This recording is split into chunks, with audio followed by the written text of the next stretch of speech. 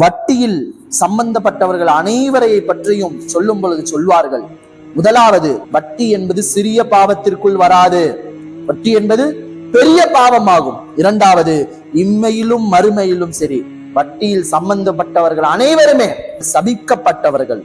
அது மட்டுமல்லாமல் மறுமையிலே ஷைத்தான் பிடித்தவர்களை போன்று அவர்கள் எழுப்பப்படுவார்கள். நான்காவதாக, சம்பந்தப்பட்ட எல்லாருமே குற்றவாளிகள்.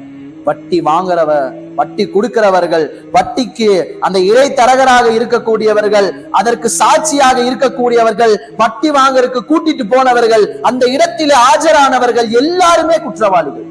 வட்டியை பற்றி சொல்லும் பொழுது எல்லாருமே குற்றவாளிகள் என்று சொல்லப்படுகிறது. ஐந்தாவதாக ஒரு விஷயத்தை நாம் பார்த்தோம் என்றால், குர்ஆன் சொல்கிறது, குர்ஆன் பிரகடனம் செய்கிறது, வட்டியை விடலைனா அல்லாஹ்வோடு போருக்கு வாங்க. எந்த ஒரு இடத்திலும் அல்லாஹ் தஆலா இதை சொல்லதில்லை. மது குடித்திருக்கிறீர்களா, அல்லாஹ்வுடன் போருக்கு வாருங்கள் என்று சொன்னதல்ல.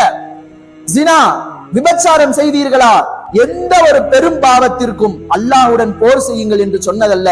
வட்டியை மட்டும் நீங்க விடலைனா அல்லாஹ்வோடு போருக்கு வாங்கள் என்று அல்லாஹ்வே அழைக்கிறான். அப்போ எந்த அளவிற்கு வட்டி என்பது ஒரு மிக பெரும் பாவம், மிக பெரும் குற்ற செயல் என்பதை நாம் கவனிக்க வேண்டும்.